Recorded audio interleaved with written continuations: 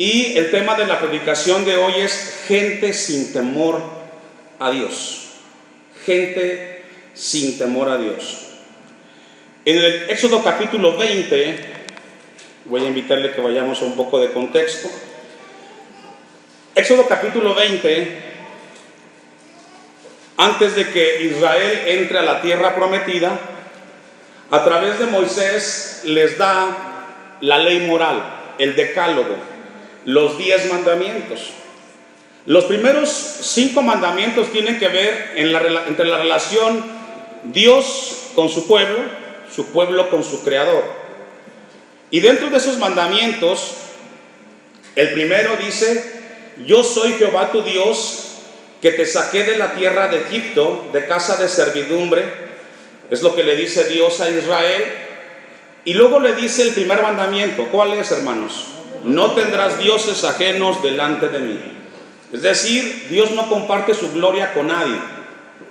Nadie está por encima del Creador Dios. El segundo mandamiento: no te harás imagen ni ninguna semejanza de lo que está arriba en el cielo, ni abajo en la tierra, ni en las aguas debajo de la tierra. No te inclinarás a ellas, ni las honrarás, porque yo soy Jehová tu Dios, fuerte y celoso. Yo le hago una pregunta en relación a este mandamiento. ¿Habrá idolatría entre los cristianos, en las iglesias de los cristianos? ¿Usted qué cree? ¿Habrá en el corazón del cristiano alguien más importante que Dios en sus vidas? La verdad que sí. 7. El tercer mandamiento. Esto es importante. No tomarás el nombre de Jehová tu Dios en vano, porque no dará por inocente a Jehová el que tomare, ¿qué, hermanos? Su nombre en vano. Es decir, la Biblia nos enseña a nosotros que no podemos tomar a la ligera las cosas de Dios. ¿Estamos de acuerdo en eso? Dios es sumamente importante, hermanos. Y ese Dios que estamos leyendo su palabra es el que en esta hora va a ministrarnos. Dicho lo anterior, vamos a ir al pasaje de Romanos que hemos considerado con la ayuda de Dios para abordar este tema que es gente sin temor a Dios. Estos textos que hemos leído del 10 al 18 nos hablan acerca del carácter de la gente, y aquí no marco diferencia si es cristiano o no es cristiano, de la gente que no tiene temor a Dios. ¿Qué significa temor a Dios? Significa respeto, significa reverencia, significa solemnidad. ¿A quién? A Dios. Pero la lista que tenemos aquí nos habla de hombres y mujeres que no tienen respeto a Dios, que no les interesa su nombre y que menosprecian a ese Dios. Sus vidas de estas personas que describe el versículo 10 al 18 se convierten en un desenfreno total. Nada los detiene. Ellos hacen lo que su gana se les da, se burlan de Dios y se entregan a la inmoralidad, y no les interesa la eternidad de sus almas. Ahora, dice el versículo 10, como está escrito. ¿En dónde? Bueno, lo encontramos en toda la palabra del Antiguo Testamento y parte del Nuevo, y nos habla la primera característica de las gentes que no tienen temor a Dios. Y lo primero que dice es que no hay, ¿qué, hermanos? No hay justo. La primera característica de una persona, hombre o mujer, que no tiene temor de Dios, el texto dice que no hay justo. Ahora, ¿qué significa que no hay justo? ¿O por qué dice la Biblia que no hay justo? La respuesta la encontramos en el texto 23 del mismo versículo, en el texto 23 del capítulo 3. Ahí está la respuesta. ¿Por qué dice la Biblia que no hay justo? Y dice el texto 23, ¿por cuántos qué? ¿Cuántos pecaron? Todos están destituidos de la gloria de Dios. ¿Qué significa que no hay justo? Significa que no hay ningún ser humano sobre la tierra que esté bien delante de Dios por su propia iniciativa. Eso significa, no hay ningún ser humano que por iniciativa propia sea justo delante de Dios. Porque la Biblia dice que todos pecaron. Hay una palabra ahí importante que tenemos que poner atención, y la palabra es pecar. El versículo 23 dice, por cuanto todos pecaron. La palabra en el griego es hamartano.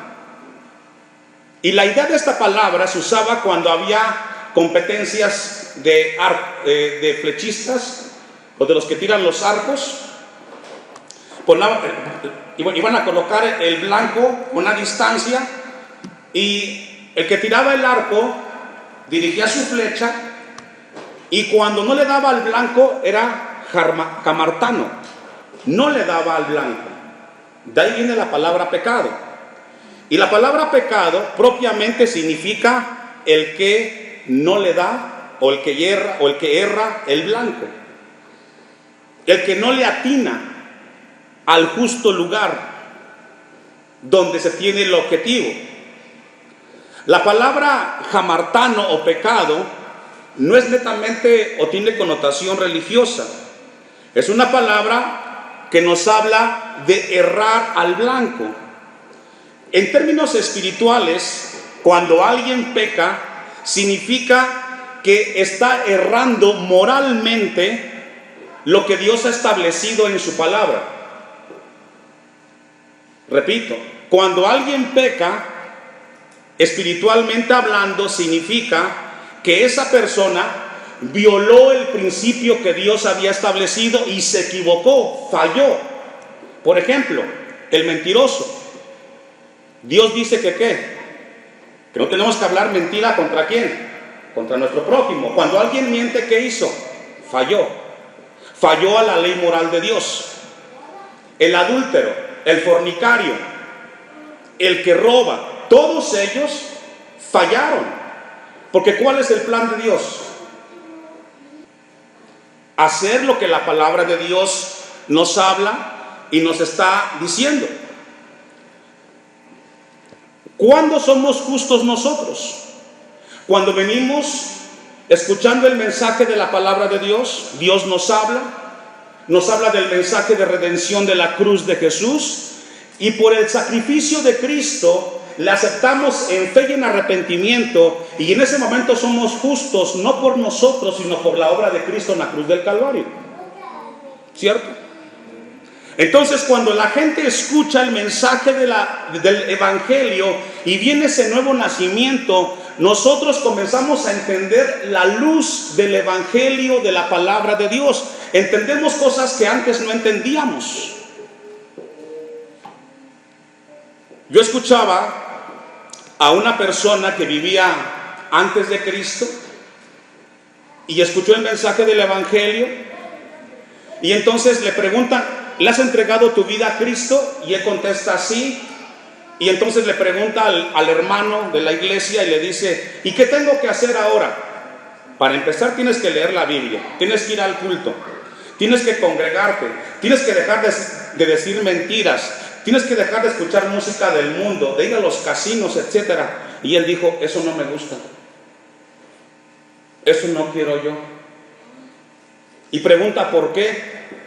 Y le contesta el hermano cristiano: porque todo eso que acabas de decir que no te gusta es lo que te estaba llevando al infierno. Y ahora Dios quiere que tú vengas con una posición diferente, ahora que tú entiendes las cosas de Dios.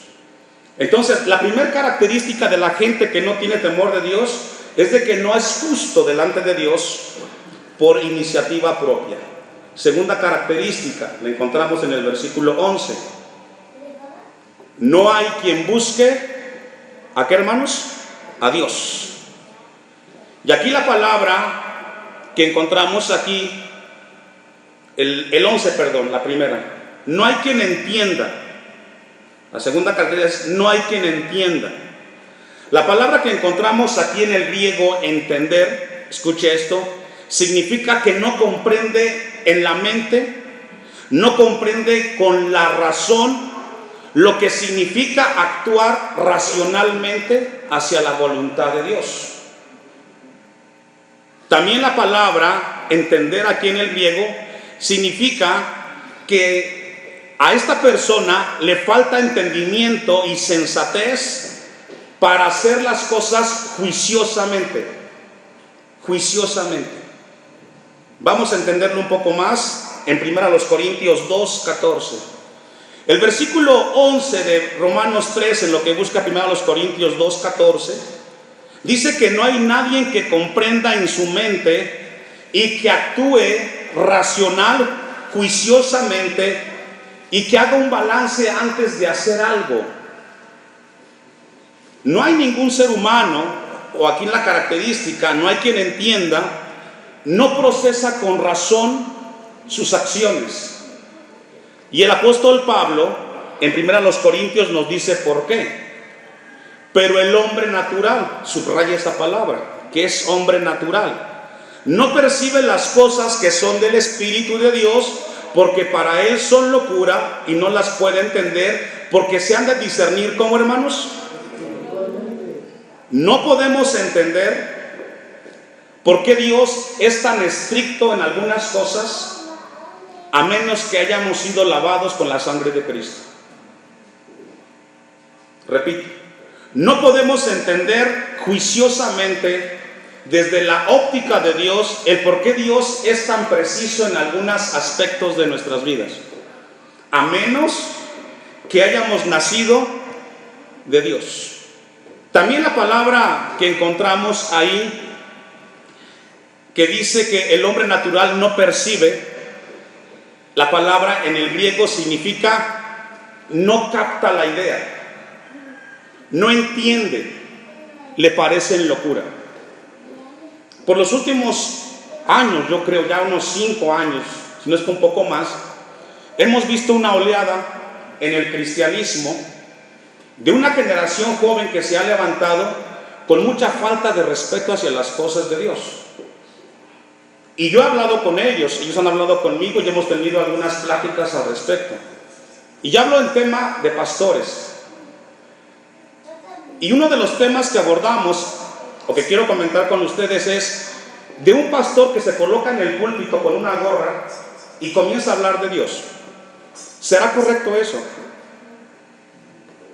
Para el que es cristiano, sabe que no es correcto. ¿Por qué? Porque le falta el respeto ¿a quién? El que no es nacido de nuevo, dice, ¿cuál es el problema?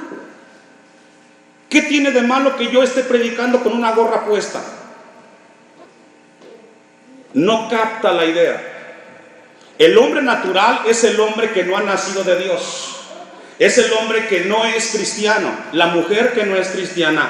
Y le parece un absurdo y una locura que cosas tan para ellas o para ellos pequeñas tengan tanta relevancia. Dice Pablo, el hombre natural, el hombre sin Dios, no percibe estas cosas. No les da el justo valor. No logra entender que está delante de un Dios que es 3 veces santo. Acabamos de cantar el canto que dice Santo, Santo. ¿Qué siente usted cuando canta ese canto? ¿Qué le viene a la mente? Es una falta de respeto, hermano. Y no importa donde usted esté, aquí o en su casa, ¿Dios cambia? Es el mismo. Y ese Dios merece respeto.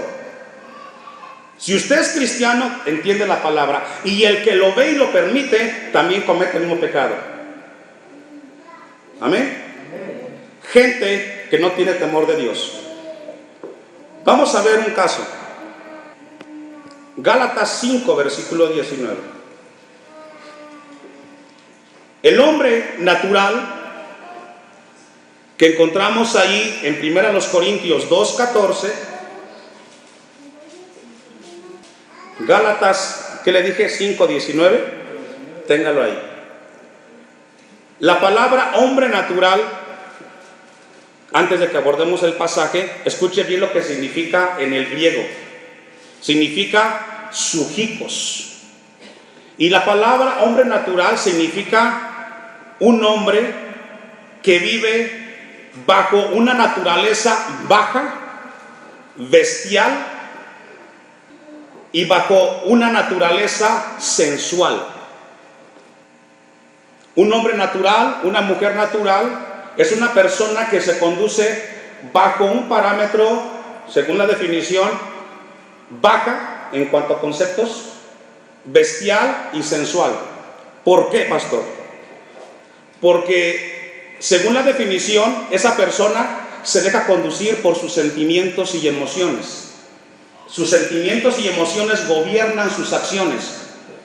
Tienen que tocar, tienen que palpar, tienen que sentir para poder decidir. ¿Cómo son los animales, hermanos? ¿Cómo actúa un animal? El ejemplo, un perrito, una perrita está en celo, anda en la calle y andan los perros atrás de ella. ¿Qué sucede? Hay relaciones donde se les da o donde sienten, ¿cierto o no? Porque son animales. Usted y yo somos diferentes, razonamos y procesamos las cosas, ¿o no? El hombre natural, dice Pablo en Gálatas, manifiestas son las obras de la carne, es decir, son evidentes, las puedes ver. Yo no conozco el corazón de ninguno de ustedes, pero sí veo su proceder, y eso me enseña o me dice qué hay en su corazón. Adulterio, ahí se erra en el blanco, porque el orden de Dios, ¿cuál es? Que se casen. Amén. Una mujer no puede estar yendo fuera del orden de Dios. Fornicación, ¿qué es fornicación? Relación antes del matrimonio, fuera del matrimonio. ¿Qué hace un cristiano? Se tiene que casar, tiene que ordenar su vida, porque si no está en ¿qué? Está en pecado, está fallando. Y no lo digo yo, ¿quién lo dice? La Biblia. Inmundicia, laxivia. Y esta palabra que sigue en el 20 me llamó mucho la atención. Idolatría. Y usted puede leer la lista, pero al final del 21, como yo os le he dicho antes, que los que ¿qué? Texto 21. Como ya os lo he dicho antes, que los que ¿qué? Que los que practican ¿qué cosas? Todo lo que están atrás. ¿Qué? ¿Quién lo dice? El tema es con Dios, no es conmigo. Usted practica eso, usted no es parte de la heredad de Dios. Pero hay una palabra que me llamó la atención y quiero traerla con ustedes como iglesia mientras estudiaba esto. Dios establece un tema importante que es la adoración. Y la adoración tiene que ver con una relación y comunión entre el cristiano con su Creador. Yo le hago una pregunta a la iglesia. ¿Ustedes creen que en las iglesias cristianas y entre cristianos haya idolatría? ¿Cuál es su respuesta? Pueden saber textos, y pueden cantar, y pueden tocar instrumentos, pero no son cristianos. Tienen ídolos en su corazón, y no es Dios su ídolo, es alguien más. Eso es irracional. Dice uno de los salmos que los hombres cortan árboles, hacen una imagen y le adoran. Vamos a ir a un pasaje para entender un poco esto. Éxodo 32, versículo 1. Éxodo 32, versículo 1. El tema es Israel en el desierto. Dios le entrega a Moisés los 10 mandamientos. Y en ese entregarle los 10 mandamientos, sucede lo siguiente. Moisés está en el monte, Aarón está con el pueblo abajo y da este mensaje. Viendo el pueblo que Moisés tardaba en descender del monte, se acercaron entonces a Aarón y le dijeron: levántate, haznos dioses. ¿Qué le pidieron? Haznos dioses que vayan delante de nosotros, porque a este Moisés, el varón que nos sacó de la tierra de Egipto, no sabemos qué le haya acontecido. Y Aarón les dijo: apartad los zarcillos de oro que están en las orejas de vuestras mujeres y vuestros hijos y de vuestras hijas, y traédmelos. Entonces todo el pueblo apartó los zarcillos de oro que tenían en sus orejas y las trajeron a Aarón. Y él tomó de las manos de ellas y le dio forma a un buril e hizo de ello ¿qué? Un becerro de oro. Israel se hizo un becerro de oro en el desierto. ¿Qué acaso eso no es idolatría? ¿Sabía usted que podemos hacer nosotros también becerros de oro? Hacer un evento, una convivencia donde el exaltado sea el hombre y no sea Dios. Y aunque sea o aparezca que sea cristiano, no honra a Dios, hermanos.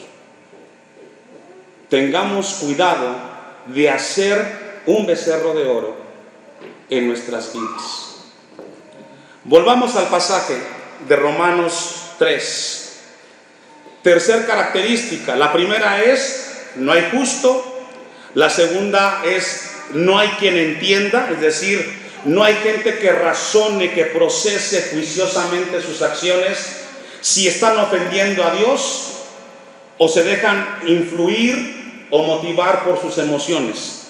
Siguiente característica, no hay que ¿qué? No hay quien busque a Dios. Esta palabra buscar a Dios, tanto en el hebreo como en el griego, significa lo siguiente: procurar continuamente ir a Dios, cotidianamente vivir cerca de Dios. Es lo que significa la palabra buscar. Significa procurar continuamente ir en pos de Dios de manera constante y vivir con Dios todos los días. Hago una pregunta a la iglesia. Todos conocemos lo que es la llanta de refacción de un auto, ¿cierto? ¿Dónde está? En la cajuela. ¿Cada cuándo la busca? Cuando se le poncha una llanta. Y si no, son muy pocos los que van, la limpian o la buscan. Así parece Dios para algunos. Solo cuando tienen un problema, buscan a Dios. Y mientras no tienen problemas, ni lo buscan, ni oran, ni leen la Biblia, ni tienen comunión con Dios. Esa es la gente que no tiene temor de Dios. Piensan que pueden vivir sin Dios, sin leer su palabra. Salmo 14, versículo 2. Salmo 14, 2. Jehová miró desde los cielos sobre los hijos de los hombres para ver si había algún ¿qué? Entendido que ¿qué? Que buscar a Dios. Esta tarde Dios levanta su voz, iglesia. Levanta su voz y hace esta pregunta: ¿habrá algún entendido que busque a Dios, que procure tener un tiempo de comunión con Dios? Porque Romanos dice, no hay quien busque a Dios. Solamente lo buscan cuando tienen problemas y dificultades, pero cuando están bien no se acuerdan de su Creador. Y el apóstol Pablo lo dice un poco más claro en Filipenses 2, versículo 21, y quiero que lea conmigo ese pasaje. Hay muchos cristianos que solo cuando están enfermos, cuando se quedan sin trabajo, cuando tienen problemas, es cuando buscan a Dios, mientras no les interesa la comunión a Dios. Filipenses 2:21 dice Pablo, ¿por qué? Porque todos buscan ¿qué? Lo suyo propio. ¿Es verdad eso? Solamente les interesa lo de ustedes, solo lo de ustedes y Dios y las cosas de Dios. Ese es el hombre que no busca a Dios.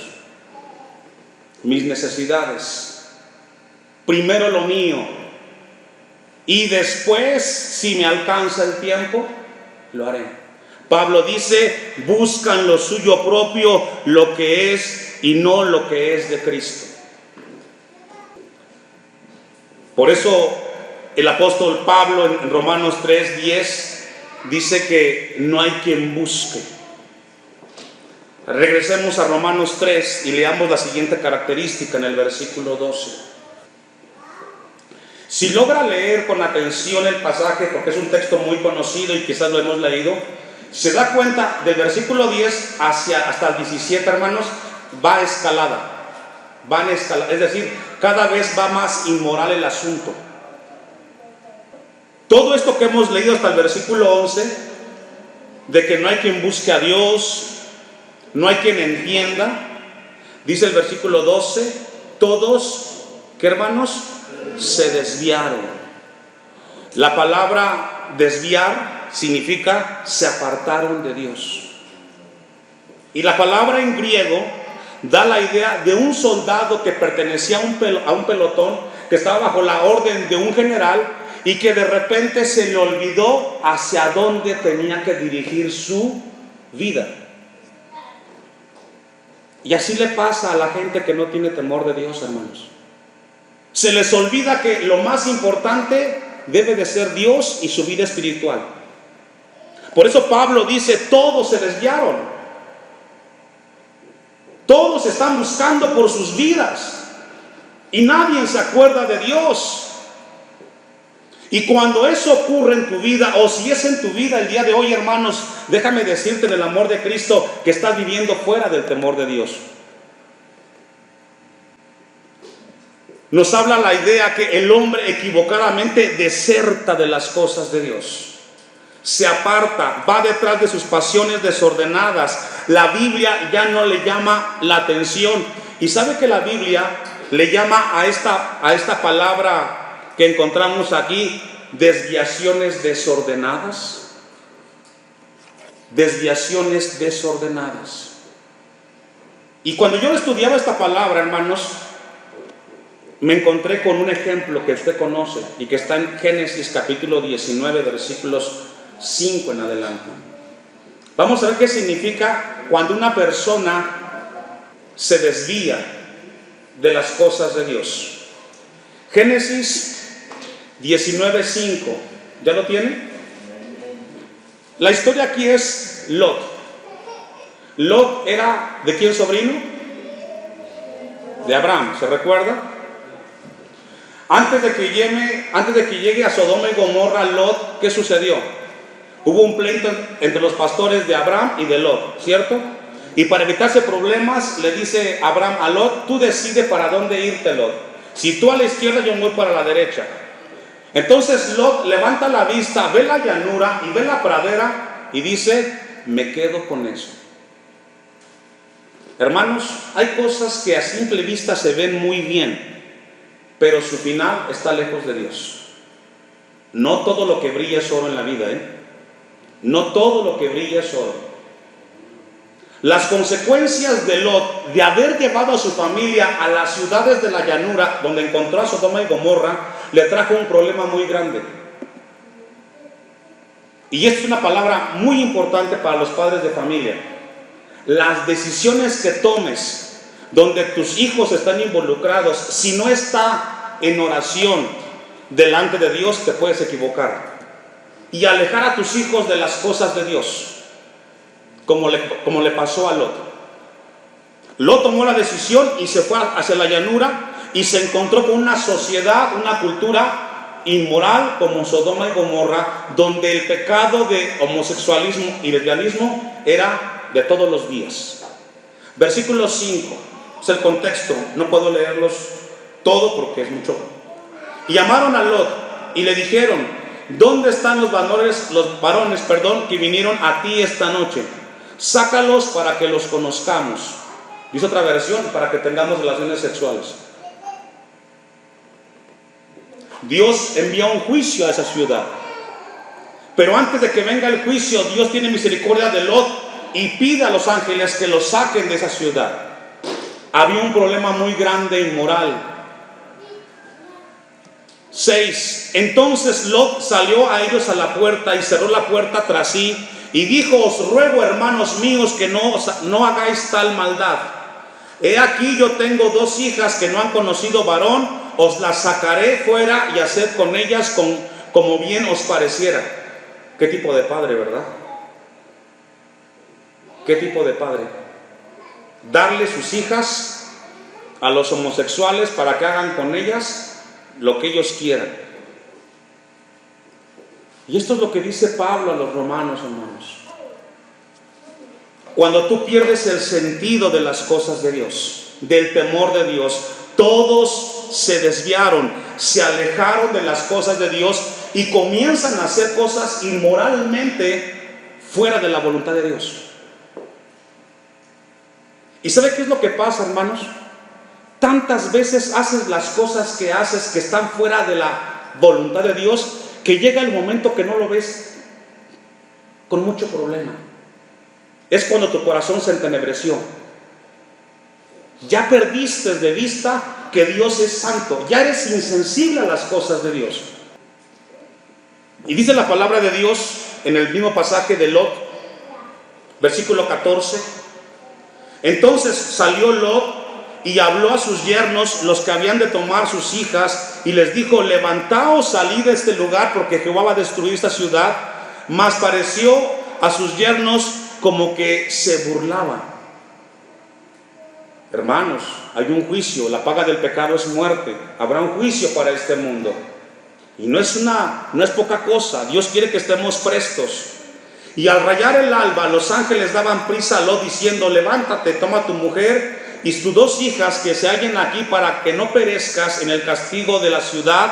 Y deteniéndose él, los varones asieron de su mano y de la mano de su mujer y de las manos de sus hijas, según la misericordia de Jehová para con él, y lo sacaron y lo pusieron fuera de la ciudad. No querían, y prácticamente a la fuerza lo sacaron, hermanos. Estamos viviendo hoy más que nunca, hermanos, un tema de inmoralidad sin precedentes como sociedad. Y Dios quiere que en este mundo en el cual vivimos resplandezcamos para la gloria de Dios. No podemos ser parte de la inmoralidad que hoy vemos en el tiempo en el cual estamos. 17. Y cuando los hubieron llevado fuera, dijeron: escapa por tu vida, no mires tras ti, ni pares en toda esta llanura, escapa al monte, no sea que perezcas. Es la indicación de Dios. Hacia el frente, hermanos. Atrás no hay nada bueno. Todo está hacia adelante en Cristo Jesús. Pero ¿qué pasó? Versículo 26. La indicación es hacia adelante, escapa por tu vida. Ve que las cosas están serias. Y dice el 26, entonces la mujer de Lot, ¿qué hizo? Pasó por alto la indicación de Dios. Así le pasa a muchos. No le dan importancia al mensaje de Dios y miran hacia atrás, y es donde entonces otra vez caen. No hay quien busque a Dios. A espaldas de él, y se volvió, ¿qué, hermanos? Estatua de sal. Por eso Pablo dice: todos se desviaron. A una, concluimos, dejamos ahí, Romanos 3, versículo 12, vemos la siguiente característica y última. Continuaremos con las próximas el siguiente domingo. Dice el versículo 12: a una se hicieron, ¿qué, hermanos? Inútiles. Es decir, quisieron remediar las cosas a su manera, bajo su criterio, bajo lo que ellos creen y piensan. Hermanos, la única forma de arreglar nuestra vida delante de Dios es a través de Jesucristo. No hay otra. Nos vamos a seguir equivocando si queremos hacer las cosas como pensamos que es conveniente. Solamente será con la ayuda de Dios. La palabra de Dios es como un espejo. ¿Cuántos dicen amén? La palabra de Dios es como un espejo que nos refleja su voluntad para que caminemos y glorifiquemos su nombre.